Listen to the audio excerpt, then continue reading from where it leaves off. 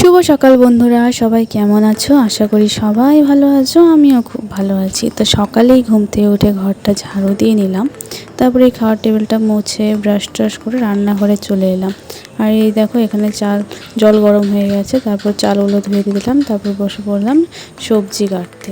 সবজি কাটার পর তারপরে রুমে আসলাম আর আমার হাজব্যান্ডকে তারপর ছাতু গুলিয়ে দিয়ে দিলাম, তারপর বাসি বিছানা সব সুন্দর করে তুলে নিলাম। আর আমার ঘরের এই ওয়ালের ফটোটা তোমাদের কেমন লাগলো অবশ্যই জানিও তো।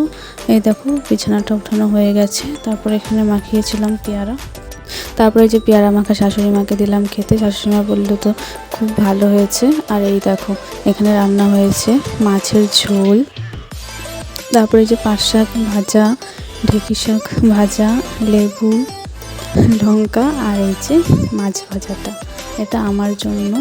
তারপর রান্না হওয়ার পর আমি সবাইকে খেতে দিয়ে দিলাম। খাওয়া দাওয়ার পরে শুরু হয়ে গেল দেখো কি জোরে বৃষ্টি।